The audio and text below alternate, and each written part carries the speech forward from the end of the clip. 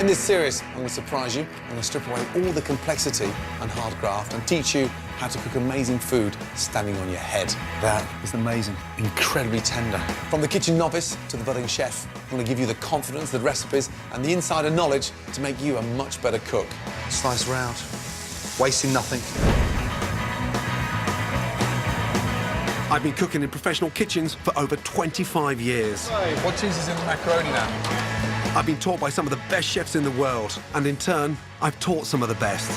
How much whiskey's in there? A little bit.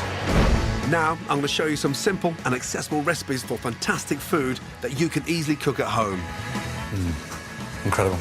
I'll be holding you by the hand. It's getting better and better and better. Teaching you everything from how to cook with chili and spice to baking, real fast food, and my ultimate feast recipes. This is the only cookery course you'll ever need. Welcome to my ultimate cookery course.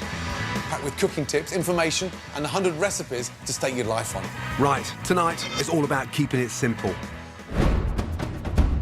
Keeping it simple in the kitchen doesn't mean you can't have amazing food that not only looks incredible, but tastes fantastic too. My first recipe is so easy, it removes the stress from cooking and is a pleasure to make.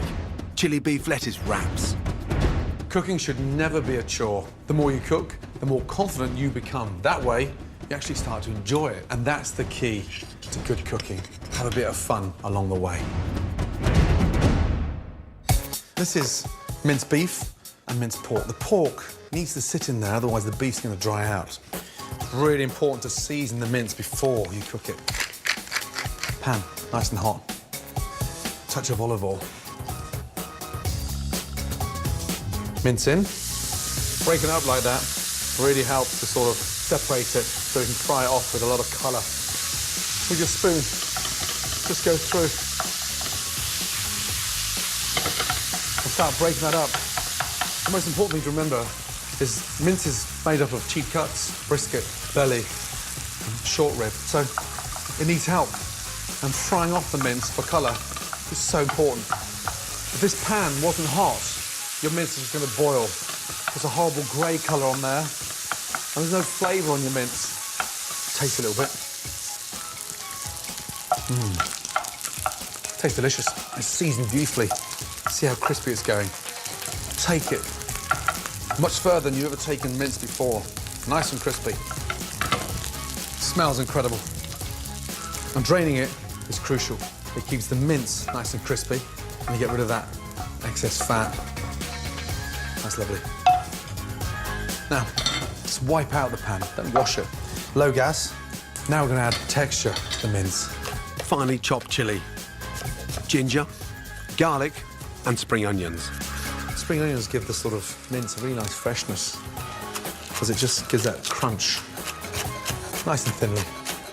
Now, we'll fry off the chilies, the ginger and the garlic first. Sesame seed oil, teaspoon only in. Garlic, chili, ginger in. Fry that off nicely. The sesame seed oil just lifts up the whole flavour. Touch of brown sugar, that starts to really caramelise the chili, the garlic and the ginger. Mince in. Now, my fish sauce. That gives it the saltiness. You can see now why it was so important to get that mince really crispy, because nothing's going soggy, it's staying really crispy. Fresh lime, that makes the mince fragrant. And then lime juice, roll it, and squeeze that in there. Incredible. I've got the salty, I've got the heat, I've got the sweetness, now I've got the acidicness as well. And then finally, my spring onions in. Right at the last minute, so I've got crunch in there as well. Smells amazing. Literally cook the mince now with sort of 30 seconds to go. Gas off and take it out. Looks incredible. Smells so inviting. To go with the chili beef, I'm making a simple sweet and spicy dipping sauce so everyone can dress the crispy mince to their own taste. Dipping sauce, a little teaspoon of the brown sugar, soy sauce. Gives it that nice sort of dark, rich colour. Sesame seed oil, a tablespoon. And just top that up with a tablespoon of olive oil. That stops the sesame seed oil becoming too rich. A teaspoon of fish sauce, and then a touch of chili. We leave the seeds in again. I want the heat in that sauce. So impressive, an amazing show-off centerpiece. Lime juice in, and the coriander. Chop it through once. Give that little mix up. Just check the seasoning. That's lovely, nice and rich. Now the lettuce. I'm gonna use baby gem because it's really nice and durable and sort of quite strong. So you just sort of sit these nice trimmed lettuce leaves around.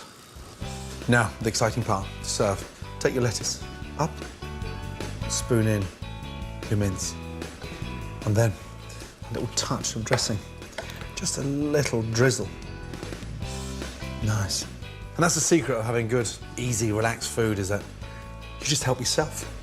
Food that looks and tastes $1,000,000 doesn't have to be complex. This dish is as fun to cook as it is to eat.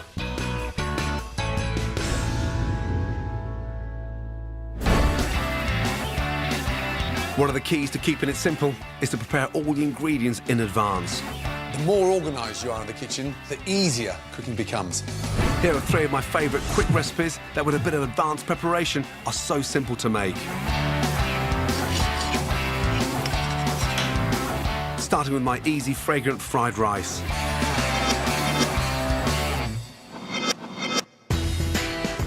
First, get prepped. Chop garlic, ginger, and chilli, keeping the seeds for extra kick. Slice spring onions, chop spring greens, and trim a head of broccoli. Then whisk 2 eggs. Prep done, stir fry on. Add a good glug of oil to a hot pan. Garlic, ginger, chilli. Next, the spring greens and broccoli. Add water to steam. Then cooked rice. This dish is perfect for using leftover rice. Make a well. Add the eggs, spring onions, and a dash of fish sauce. Scramble, then mix. Season. Top with lime and spring onions. My fragrant fried rice. Made simple with advanced prep and ready in 5 minutes. My next recipe it pays to get prepped for is garlic and saffron mayonnaise.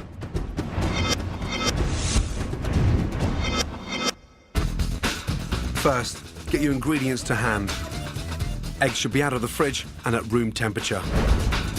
Soak saffron in warm water. Saffron is the most expensive spice in the world, made from the dried stigma of crocus flowers. But even a pinch gives a fantastic taste and a wonderful colour. Next, separate 3 eggs. Put the yolks into a mixing bowl. Add Dijon mustard, finely chopped garlic, the drained saffron, and a squeeze of lemon. Then mix. Whisking constantly, add oil slowly. It won't take forever. For perfect flavour, use half olive oil and half vegetable oil. When the mayonnaise comes together, season. A smooth, thick consistency means it's done. Top with saffron. Rich, delicious, and perfect with everything from seafood to sandwiches and chips. My second recipe, garlic and saffron mayonnaise. Easy to get right as long as you've planned ahead. My final dish, that's a cinch to cook with a little advanced prep work, is mussels with celery and chilli. First, prep the veg, chop spring onions, shallots, a clove of garlic, and chilli to taste. Then thinly sliced celery, add a bay leaf and thyme, veg ready. Add oil to a pan and fry. Season, then add mussels and stir.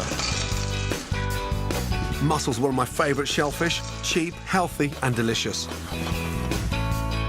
Cover and steam for a couple of minutes.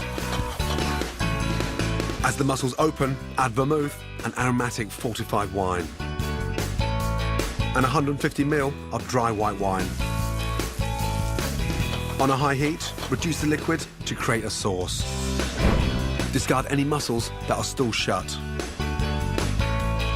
Then finish with creme fraiche and chopped parsley.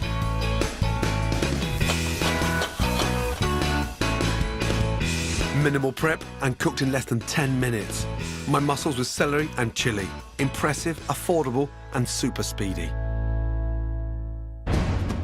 Make it simple in the kitchen by prepping your ingredients in advance, and I promise you'll find these 3 recipes a pleasure to make.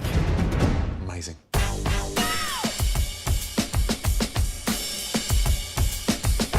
You don't need to spend a fortune on masses of kitchen equipment. This is my quick guide to kitchen knives. You basically need 3 knives. A heavy-duty chopping knife, followed by a small paring knife, which is brilliant for prepping vegetables. And then this baby here, a serrated edge knife for carving and slicing. Basically, that is it. Before you buy a knife, hold it in your hand and make sure it feels right for you. The secret behind a great set of knives is in the handle. If you're comfortable holding the handle, your cutting is going to be so much easier. The firmer the grip, the better the chopping. The heavier the handle, the more control you've got over the blade. With these 3 knives, you can't go wrong. Coming up on my ultimate guide to keeping it simple, more cooking tricks of the trade. If you cut that off, the onion will start to bleed and you'll start crying rapidly. All about fish. I could feed you a different fish 365 days a year. And an amazing poached salmon. Turn the salmon into your hand and just peel all that skin off.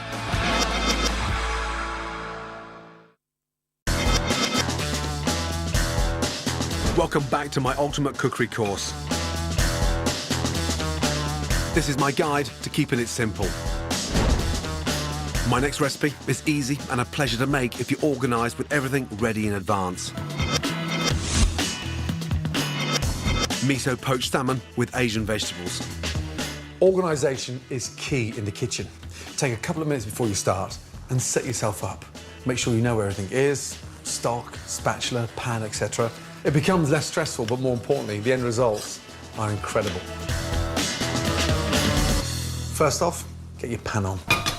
Whisk and stock. Start off with this amazing fermented soybean puree.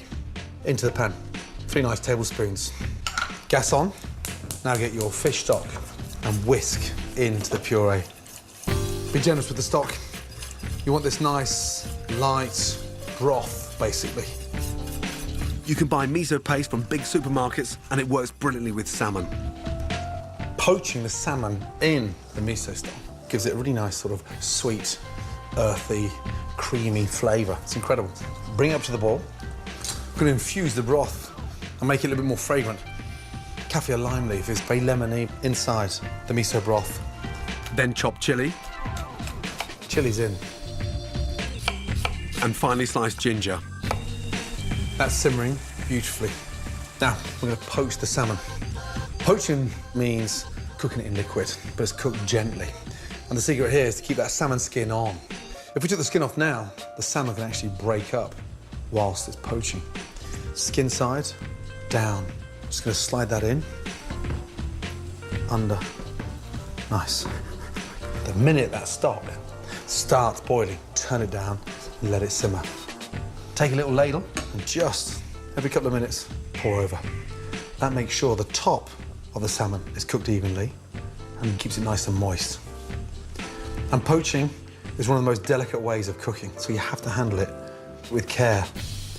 Whilst the salmon's poaching in the miso broth, start preparing your vegetables. I'm using tender stem broccoli and pak choy. I always like to cook the leaf and the stem separately. The leaf is like sort of spinach, and the stem is so much thicker. It's almost as thick as a stick of celery. So I like to get the stems sliced, just so I've got that nice sort of crispness. Place the leaves together nicely, roll them up nice and tight, and then slice them down.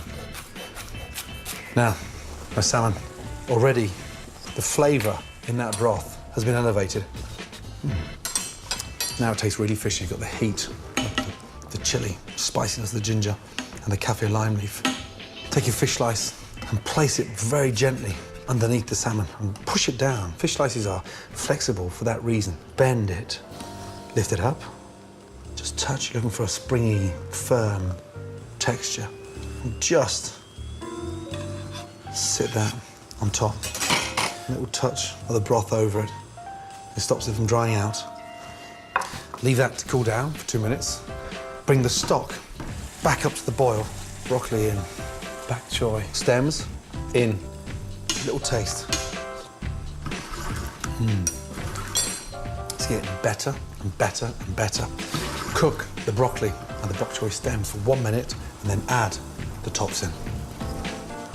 Turn the salmon into your hand and just peel all that skin off. And the skin also helps to keep the salmon nice and moist.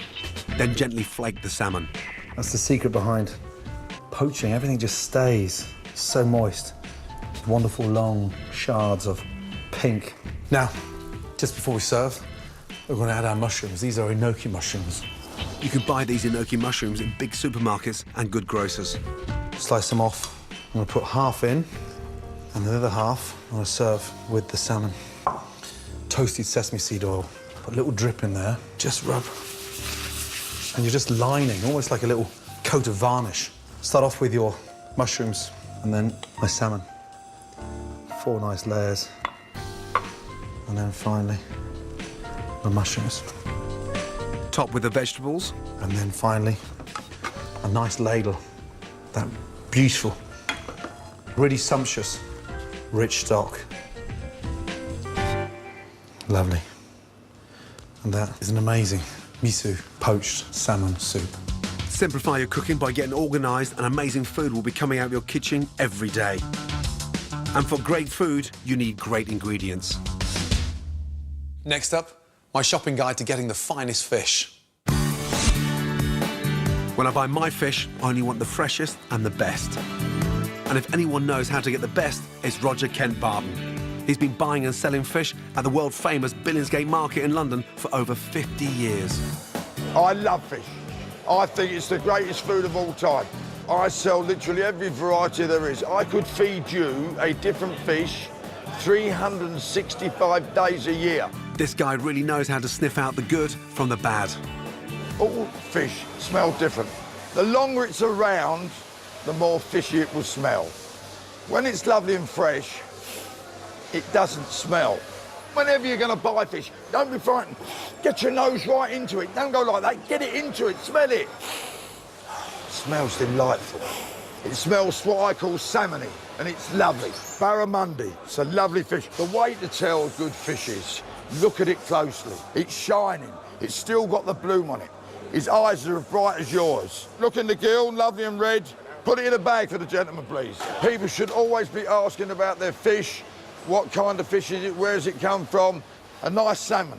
£19. It's a bargain at £20. Roger's right. Salmon's brilliant value and a great all-rounder. Really healthy and super delicious. Here's a quick look at the different cuts and how to use them. Whole salmon always impresses. It's fantastic stuffed and steamed, either in a fish kettle or in the oven wrapped in foil. Steaks are great value and brilliant baked. A side of salmon is perfect for poaching, home curing or baking in pastry.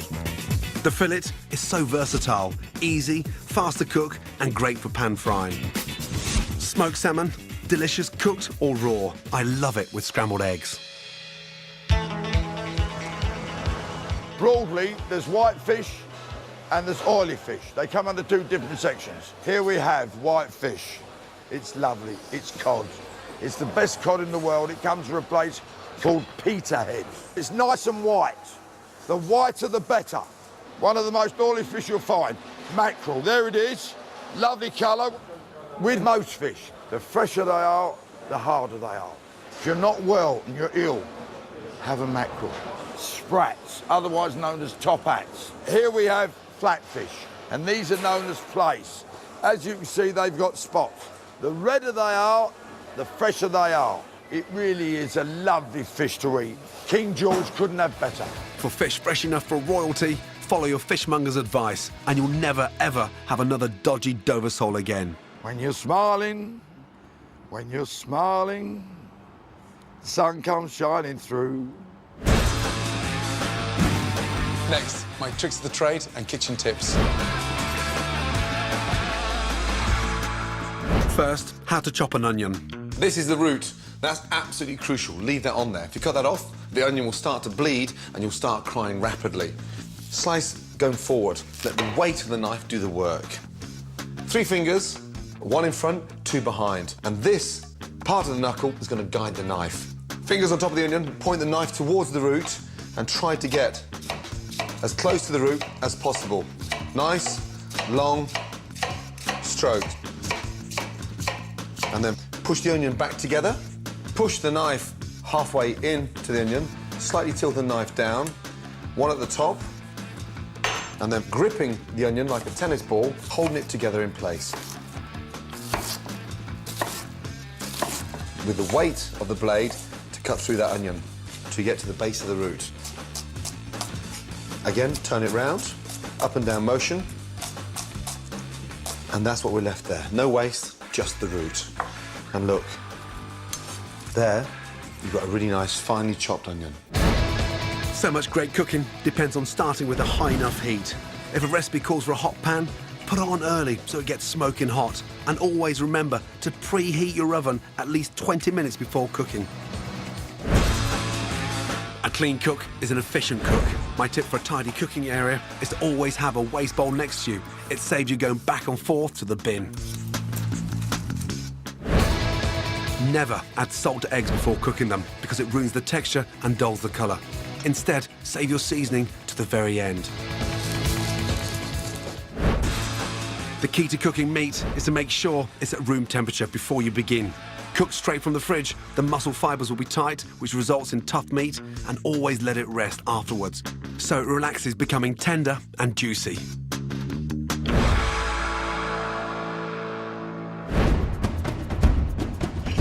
Follow my ultimate cookery course, crammed with key lessons. Top tips and 100 recipes to stake your life on, and you'll literally be cooking yourself into a better chef. To collect selected recipes from the show, go to my scrapbook at channel4.com/Gordon. Go on, get cooking. Next time, it's all about chili and spice. A delicious beef salad that literally melts in your mouth. It's almost like slicing through butter. My guide to buying amazing chilies. Chilies make you happy, and they're also an aphrodisiac. And more fantastic recipes to stake your life on. Amazing. Gordon Ramsay's cookery course is here again tomorrow, just in time for your dinner at 5. And later tonight, Two's Company, 3 may be a welcome crowd in a very special one-born twins and triplets tonight at 9. But next, we're continuing the foodie theme with a black and bling. Come dine with me.